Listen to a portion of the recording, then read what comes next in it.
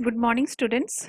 Today we are going to deal with another thrombohemorrhagic disorder, that is disseminated intravascular coagulation. So, what is disseminated? What is the meaning of disseminated? Disseminated means widespread, intravascular means within the blood vessels, and coagulation means clotting. So, it's a widespread coagulation disorder within the blood vessels. Okay, so um, a large amount of clots are formed within the blood vessels. So let us start with the topic. So you can see here a pic in which you can see that the patient is bleeding severely, and the investigation shows that the platelet count is falling down, and the INR is international normalized ratio.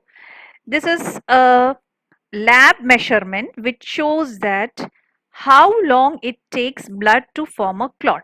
Okay, so platelet count is decreased, and the INR, that is the time taken by the blood to form a clot, is up, and the patient is bleeding from all IV sites.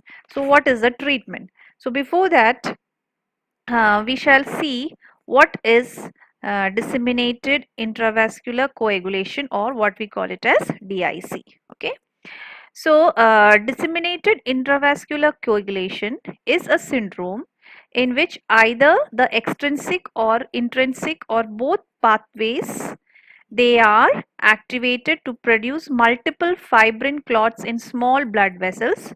The resultant reduction of the coagulation factors and platelets results in bleeding. So, as I've already told you, by the definition, by the term itself, that is DIC, you will understand that it is the formation of clots within the blood vessels. So, if you remember how the coagulation process takes place, उसमें दो processes रहता है, दो pathway रहता है, एक extrinsic pathway और दूसरा इंट्रिंसिक पाथवे. ठीक है, तो ये दो पाथवे दे आर एक्टिवेटेड, है ना. जब भी कुछ इंजरी होता है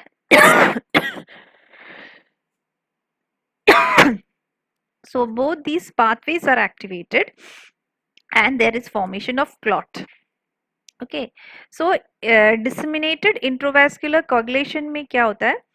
Clots are formed, multiple clots are formed. Okay, so if you see, ये जो डिसिमिनेटेड इंट्रावेस्कुलर कोएगुलेशन है, हम उसको थ्रोम्बोहीमोरेजिक डिसऑर्डर भी बोलते हैं, क्योंकि इसमें दो फेस है. पहला फेस में क्या हो रहा है? Multiple fibrin clots are formed in small blood vessels. Second, अब जब ये क्लॉट्स फॉर्म हो रहा है तो क्या होगा? जितना भी प्लेटलेट्स है और कोएगुलेशन फैक्टर्स है वो पूरा रिड्यूस हो जाता है. तो सेकेंड फेस है bleeding. Okay, so always remember that DIC has two phases. One is coagulation, okay, formation of thrombin, or multiple clots are formed, and the second phase is bleeding. So अब देखो, इसमें clot भी बन रहा है और बाद में ब्लीडिंग भी होता है. So we will see how this happens. Okay, so just remember that in disseminated intravascular coagulation, intrinsic and extrinsic pathways, they are activated and they produce multiple fibrin clots in the small blood vessels. This is the first thing that happens. Second thing, what happens is that when multiple you see many clots are formed. So in the formation of clots, the coagulation factors, if you remember, the coagulation factors, they are all used up. Okay, and the platelets are also reduced, क्योंकि जहाँ पे thrombin form होता है वहाँ पे platelet aggregate होता है, platelets आके वहाँ पे स्टिक होता है. तो प्लेटलेट्स स्टिक होता रहेगा जहां जहां क्लॉट बन रहा है, तो और प्लेटलेट क्या होगा? वो भी रिड्यूस हो जाएगा. तो इसलिए this disseminated intravascular coagulation is also called as consumption coagulation. Okay, why we call it as consumption coagulation? क्योंकि इसमें क्या हो रहा है? The clotting factors are being consumed. Okay, the clotting factors are consumed, so this is also called as consumption coagulation. Okay, so these are the two terms that that is used: consumption, coagulation. That means all the clotting factors are being used up. So let us first see what is the coagulation process. You should know the normal coagulation process. So this is the coagulation cascade. ठीक है, तो इसमें दो pathway रहता है, one is intrinsic and the other is extrinsic. Intrinsic pathway is activated when there is any trauma in the blood vessels and extrinsic pathway is activated when there is tissue trauma. ठीक है, so जब extrinsic pathway is activated or when there is tissue trauma, how the clot is formed? When there is any injury to the tissue, okay, due to many factors, what will happen? Tissue factors, this tissue factor is released. ठीक है, tissue factor release होता है और tissue factor जो release होता है वो क्या करता है? Clotting factor 7. ठीक है, clotting factor 7, it forms clotting factor 7 and it activates the clotting factor 7, and this clotting factor 7, it in the presence of calcium ions, it activates the clotting factor 10. ठीक है, एक्सटेंसिव पाथवे का क्या है? जब कोई भी टिश्यू ट्रॉमा होता है तो क्या होगा? it activates the coagulation factor 7. ठीक है, 7 will in turn it activates the factor 10. Okay, so this is one thing. When there is any injury or trauma to the blood vessels, see how many coagulation factors come into play. That means coagulation factor 12 is formed, then it will activate coagulation factor 9. Okay, then it will activate coagulation factor, sorry, this is coagulation factor 11. It will activate coagulation factor 9, then it will activate coagulation factor 8 and finally 10. तो ये देखो, ये दोनों में pathway जो है common है, common pathway, and it forms coagulation factor 10. Okay, see, once again you can see, whenever there is trauma to blood vessels, these are the clotting factors in the presence of this activate, these all are activated. Okay, ये जितना भी clotting factors है पूरा activate हो जाता है और ये बनाता है आपका factor 10. वैसे ही factor 10 को एक्टिवेट करता है. एक्सट्रिंसिक पाथवे में टिश्यू फैक्टर्स रिलीज होता है and it activates factor 7, and then this factor 7 activates in the presence of calcium ions, activates factor 10. So दोनों में, that means intrinsic or and extrinsic pathway, they both eventually lead to the formation of what? Prothrombin activator. This is prothrombin, this factor 10 is prothrombin activator. ठीक है, so these, the intrinsic and extrinsic pathway, they both eventually lead to the formation of prothrombin activator, which is actually activated. This factor 10 is what? Prothrombin activator, okay, which is actually the activated factor 10. So once, तो ये दोनों process intrinsic और pathway क्या कर रहा है? वो किसको एक्टिवेट कर रहा है? factor 10, that is prothrombin activator. So once this prothrombin activator is activated, this in the presence of calcium ions, factor 5 and lipids, it converts prothrombin, okay, it converts prothrombin to thrombin, okay, and when sufficient quantity of thrombin is formed, जब अच्छे से thrombin form हो जाता है sufficient quantity में in the blood, it leads to the conversion of what is the role of thrombin? It leads to the conversion of fibrinogen into fibrin. Okay, that is, fibrin is what? It is the clot. Fibrin is the clot that is formed, that is factor 13. Okay, so the fibrin that is formed, that is this fibrin clot that is formed, they are not stable. Okay, so but initially these fibrins that are formed, they are just monomers and they cannot form a stable clot.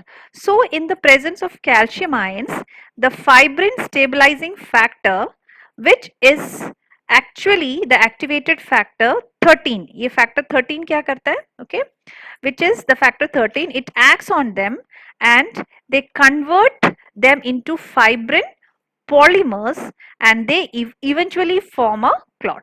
Okay, तो ये factor 13 क्या करता है? It forms stable fibrin clot and a stable clot is formed, and this clot, it will attract lots of phospholipids and platelets and they form a stable clot, and जहाँ पे bleeding हो रहा है उस site को वो plug कर देता है, इसको हम लोग बोलते हैं hemostasis. Okay, I hope this is clear to you. Once again, in I'll just explain you.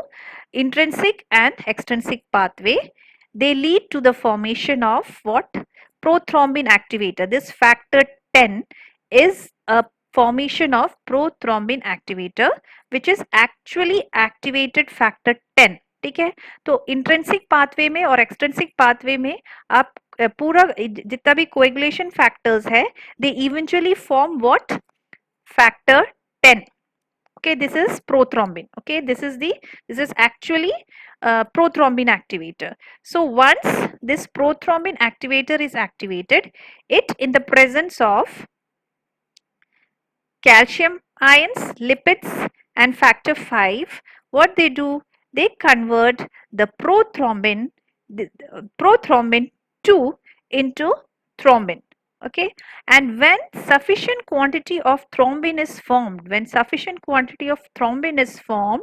what will happen in the blood? It leads to the formation of conversion of fibrinogen. This is thrombin will form fibrinogen, and then this fibrinogen uh, it will be converted into fibrin. Okay, so but initially this fibrin जो पहला form होता है वो unstable रहता है, वो stable नहीं रहता है, ये मोनोमर्स है. ठीक है, लेकिन बाद में क्या होता है, जो फाइब्रिन स्टेबलाइजिंग फैक्टर है और कैल्शियम आयंस के प्रेजेंस में ये जो है this is activated and it is actually this is it converts it into fibrin polymers.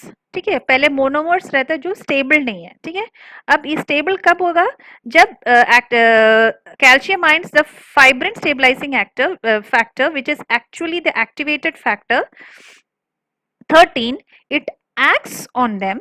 Okay, जो मोनोमर्स है उसके ऊपर फैक्टर 18 एक्ट करता है और वो फॉर्म करता है fibrin clot or the polymers which attracts lots of platelets and phospholipids, and finally they form a stable clot and plugs the bleeding site, and this is called leads to hemostasis. Okay, so this is a normal pathway. Now एक बार clot बन जाता है उसके बाद क्या होना है, the clot has to be broken. ये normal, this is a normal formation. Clots are formed, then anticoagulants, that means it has to be resolved also. Okay, dissolved also. So anticoagulants and coagulants, they always are in balance.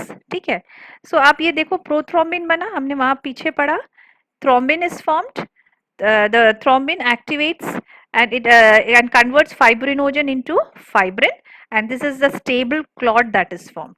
Okay, and as such a bleeding site में clot बन जाता है. ठीक है, so this figure shows that tissue plasminogen activator, that is TPA, it will convert plasminogen to plasmin. ठीक है, अब ये क्या, अब नेक्स्ट एक्टिविटी क्या है, जो टिश्यू प्लाज्मिनोजन, ये फाइब्रिन तक आपको समझ में आ गया कैसे फॉर्म हुआ.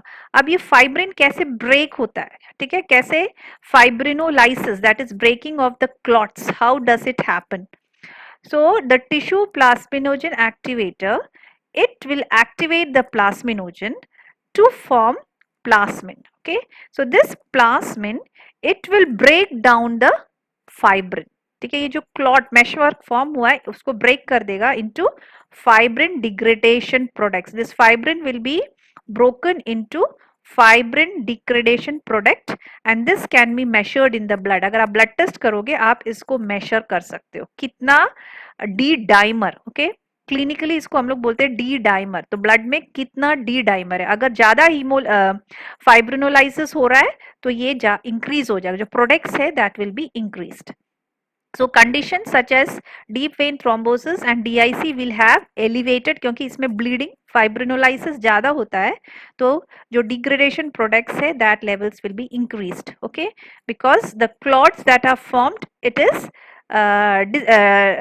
is broken down and this will be increased. So this is the normal clotting mechanism, okay. So clotting and anticoagulation, it is always balanced. But what happens in DIC is that multiple clots are formed in the blood vessels. जब कुछ भी injury होता है, कुछ भी underlying cause के कारण क्या होगा, multiple clots are formed. तो जब ये multiple clots बनता है तो fibrinolysis भी वैसी होगा. तो fibrinolysis जब ब्रेक होगा तो क्या होगा, जो एफडीपी है उसका जो डिग्रेडेशन प्रोडक्ट्स है वो भी इंक्रीज हो जाएगा और जितना भी क्लॉटिंग फैक्टर्स है वो पूरा यूज हो जाता है, प्लेटलेट्स भी पूरा आके एग्रीगेट होता है वो भी लो हो जाता है, जिसके कारण पेशेंट को बाद में क्या होगा, ब्लीडिंग डिसऑर्डर होगा. ठीक है. So this is first I have just explained you the normal coagulation cascade. So you can see disseminated intravascular coagulation is a coagulation disorder that prompts overstimulation of the normal clotting cascade. ठीक है, जो normal clotting mechanism है उसका overstimulation होता है, that will result in simultaneous thrombosis. Okay, first phase is thrombosis, that is formation of clots, and hemorrhage. The formation of microclots, they affect the tissue perfusion in the major organs, causing hypoxia, ischemia and tissue damage. So what is happening when lots of clots are formed in the blood vessels? क्या होगा, clots जब बनेगा blood vessels में, blood ठीक से tissues में जाएगा नहीं, दूसरे टिश्यूज में जाएगा नहीं, so it will affect the tissue perfusion, especially to major organs, so like lungs, like heart, brain. So it will lead to when sufficient quantity of blood is because of clots, sufficient quantity of blood will not go to this major organs. ठीक है, क्योंकि blood का काम क्या, it carries oxygen and nutrition to the organs. So once there are micro clots in the small blood vessels, what will happen, tissue perfusion will be affected and it will cause hypoxia, ischemia, because that organ will not receive any oxygen. At the same time the blood supply is depleted. ठीक है, वहाँ blood supply properly पहुँचेगा नहीं organs में तो क्या होगा, nutrition नहीं पहुँचेगा तो that will be that area will be ischemic in it and there will be tissue damage. Coagulation occurs, that I have already told you, by two pathways, intrinsic and extrinsic. These pathways are responsible for the formation of fibrin clots and blood clotting, which maintains the homeostasis. So intrinsic pathway, intrinsic pathway में क्या होता है, जो endothelial cell है, जो cell रहता है उसमें डैमेज होता है, जैसे सेप्सिस में या इन्फेक्शन में. Okay, so it will lead to the formation of clots. Then the extrinsic pathway is initiated by tissue injury, like when there is any malignancy, trauma, obstetrical complications like placenta previa, etc. that will lead to extrinsic pathway. तो मैंने आपको पहले भी बताया कि intrinsic pathway में क्या होता है, blood vessels are injured, there is injury to the endothelial layer of the blood vessels which leads to the formation of blood clots. Similarly, in extrinsic pathway, tissue injury in cases like malignancy, tumors, obstetrical complications, it will lead to the extrinsic pathway and the formation of the clots. Okay, so DIC, it can be acute or it can be chronic. So let us see the etiology. So etiology that we can see is amniotic fluid embolism. Embolism is the clots will be formed in the amniotic fluid, small clots of bloods will be formed. Eclampsia, premature separation of placenta, retained dead fetus. All these conditions, it will release tissue factor into the maternal circulation. ठीक है, तो ये जितना भी condition है, amniotic fluid embolism, eclampsia, premature separation of placenta, retained dead fetus, ये क्या tissue, this is causing trauma to the tissues.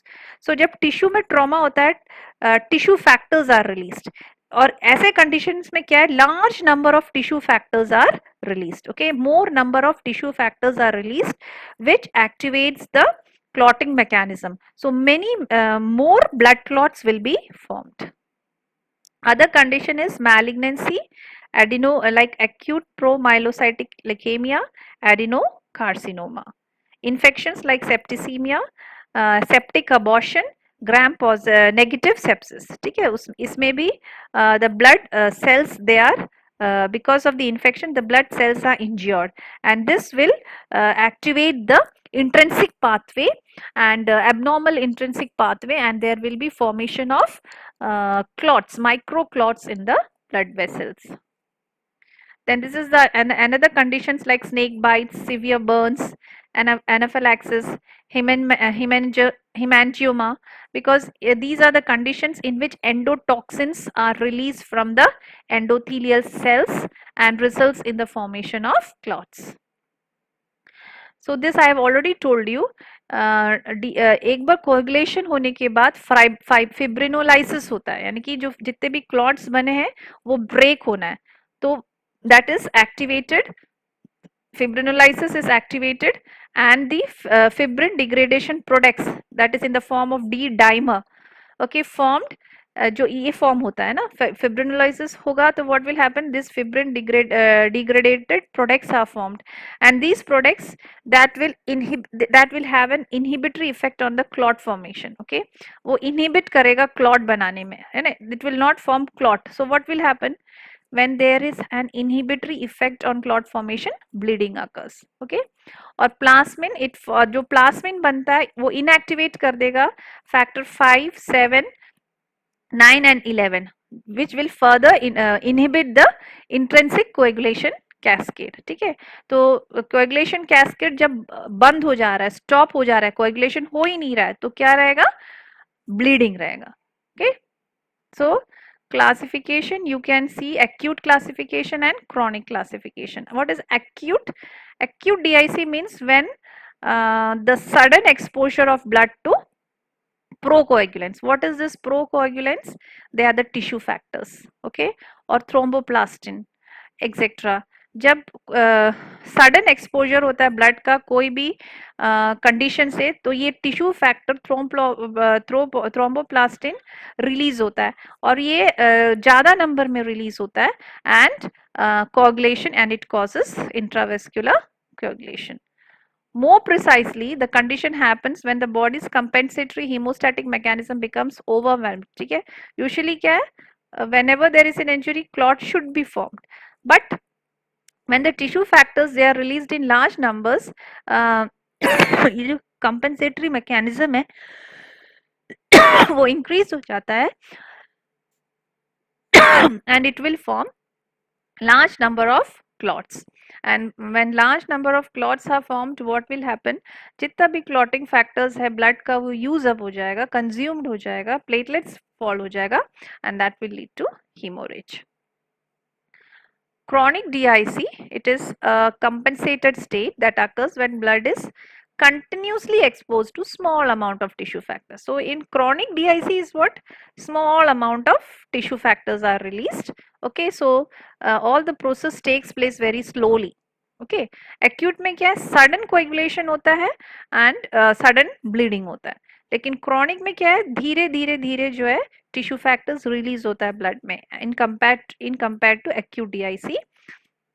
And जो कंपेंसेटरी मैकेनिज्म्स है वो ओवर स्टिमुलेट नहीं होता. ठीक है, जैसे एक्यूट में क्या ओवर स्टिमुलेशन होता है, ओवर स्टिमुलेशन के कारण जो कोएगुलेशन कैस्केड का ओवर स्टिमुलेशन होता है, ओवर स्टिमुलेशन के कारण क्या होता है, many blood clots are formed. Okay, but in this they are not overwhelmed, the compensatory mechanisms are not overwhelmed, and it is common in patients who have tumors as well as large aortic aneurysms.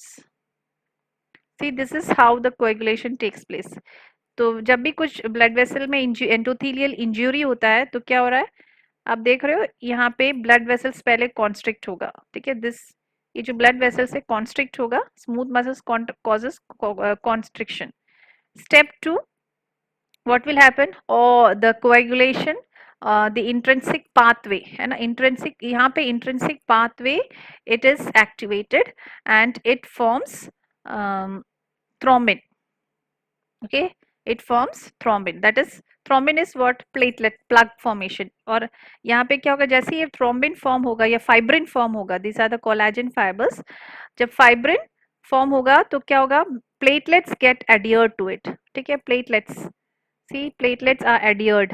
Step 2 is platelet plug formation, that is, injury to lining of vessel exposes the collagen fibers and the platelet starts appearing. So जितना भी blood में platelets है, जहाँ जहाँ clots बन रहा है वहाँ पूरा वो stick हो जाएगा, adhere हो जाएगा. तो blood बन रहा है तो लेकिन platelets सब adhere हो जा रहा है, तो उसके कारण क्या होगा, जितना भी platelets बन रहा है वो used up हो जाएगा. Okay, and these platelets, they release some chemicals and they make the nearby platelets also sticky and platelet का एक plug बन जाता है यहाँ पे. ठीक है, see how this plug is formed. And finally this coagulation, this is coagulation, that is fibrin is formed. It forms a mesh that traps more red blood vessels, red blood cells and also platelets. So let us see the pathophysiology. See, whenever there is a stimulus, okay, it can be an injury, it can be an infection, it can be some obstetrical complications as we have already seen, it can be a tumor. So whatever is the stimulus, okay, as a result two things can happen. That means it can cause trauma to the tissue or it can cause trauma to the blood vessels, that is the endothelial layer of the blood vessels. So when this endothelial injury takes place, it releases endotoxin. Okay, it releases endotoxins and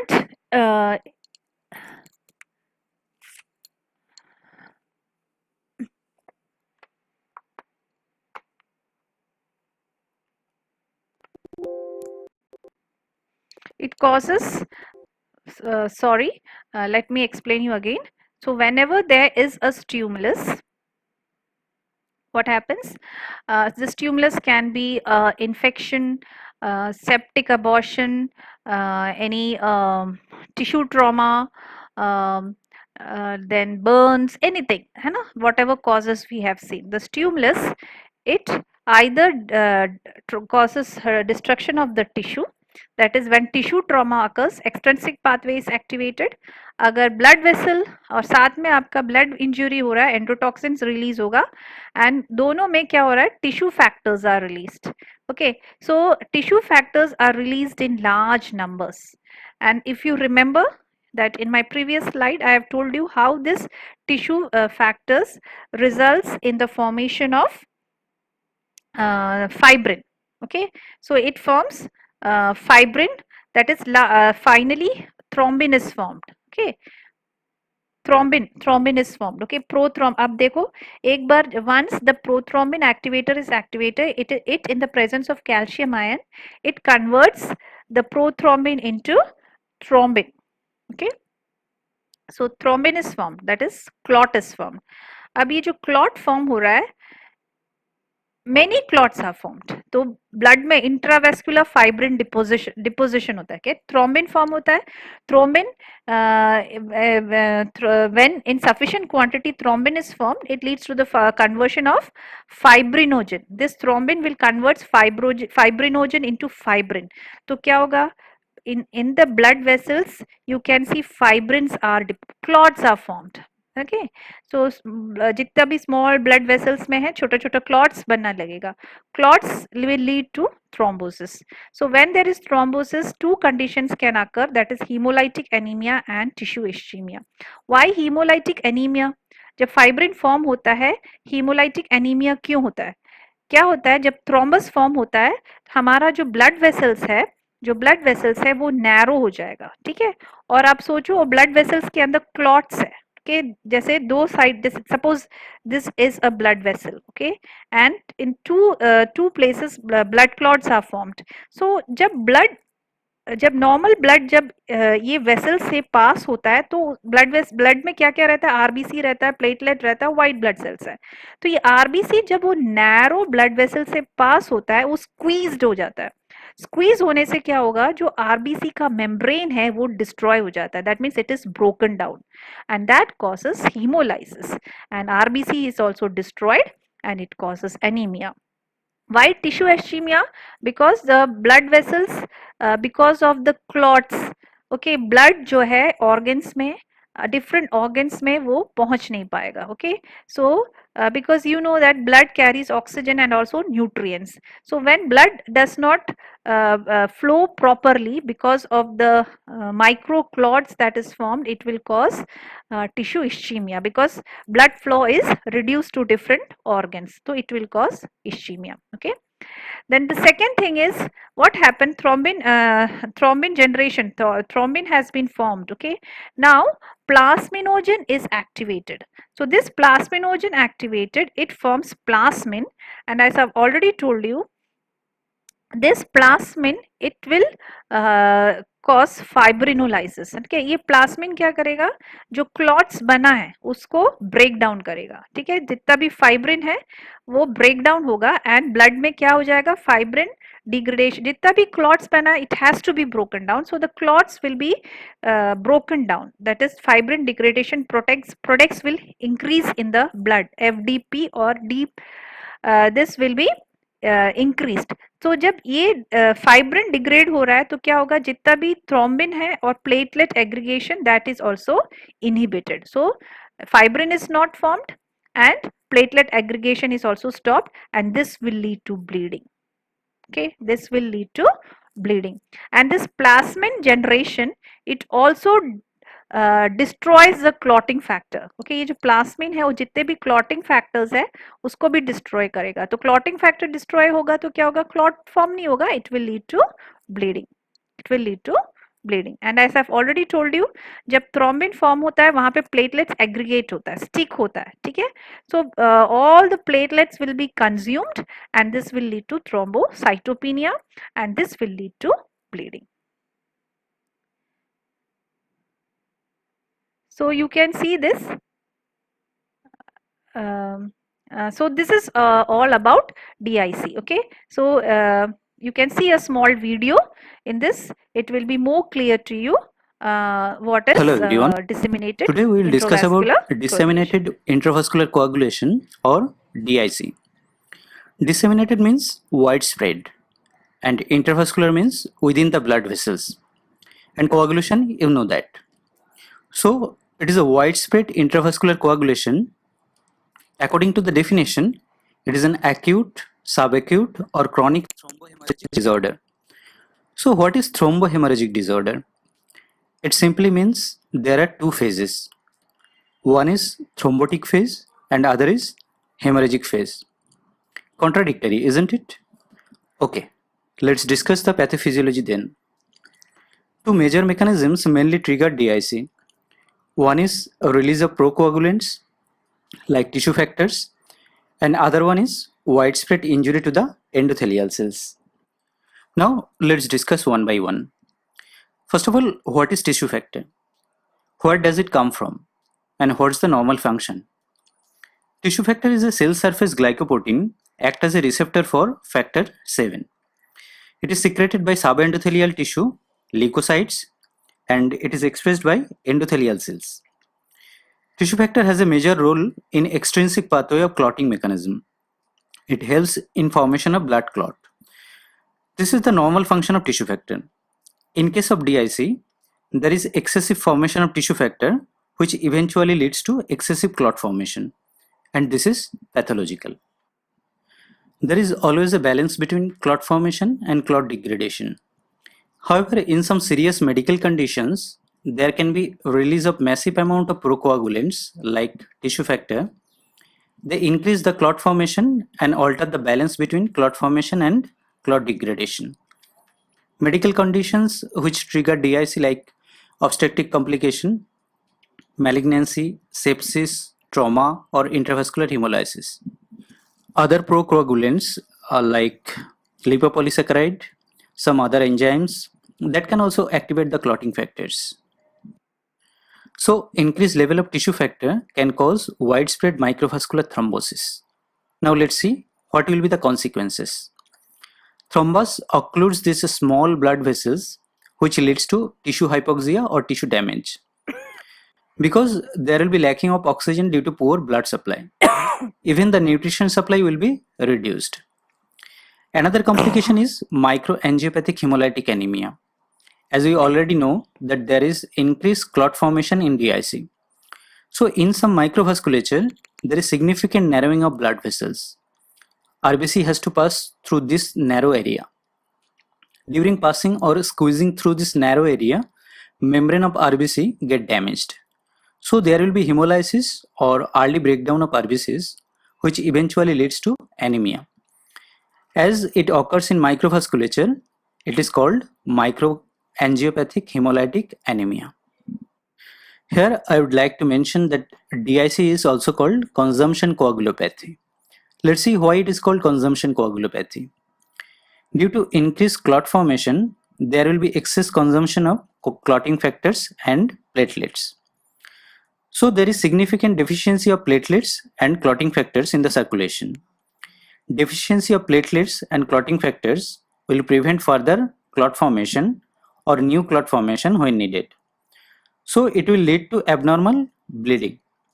As the clotting factors are abnormally getting consumed, it is also called consumption coagulopathy.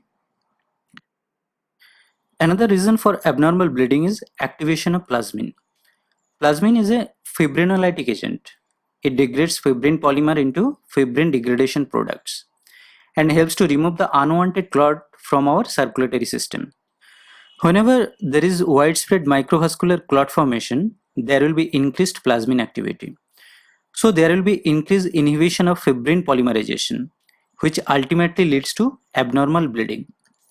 Activated plasmin also destroys clotting factors, which eventually leads to abnormal bleeding. So in one phase of DIC, there is thrombosis or abnormal clot formation, and in another phase, there is abnormal bleeding. Now let's discuss about the second mechanism, which is widespread endothelial injury. Endothelial injury can initiate DIC in several ways. Injuries that cause endothelial cell necrosis expose the subendothelial collagen. As I have already discussed in the previous video, that von Willebrand factor is released from injured endothelial cells and platelets. This von Willebrand factor have a great affinity to subendothelial collagen. So after secretion, they bind with the subendothelial collagen. They have special receptors for platelets. As soon as platelets come in contact with the von Willebrand factor, they get attached with the help of GP1B receptor molecule. This attachment is called platelet adhesion. After that, there are some morphologic alteration of platelets and they secrete some molecules like ADP, which recruit another platelets. Now, these platelets come in contact and bind with each other by GP2B and 3A receptor. This platelet to platelet bond is called platelet aggregation. After that, a series of enzymatic reaction occurs which eventually leads to clot formation. I am not going into detail.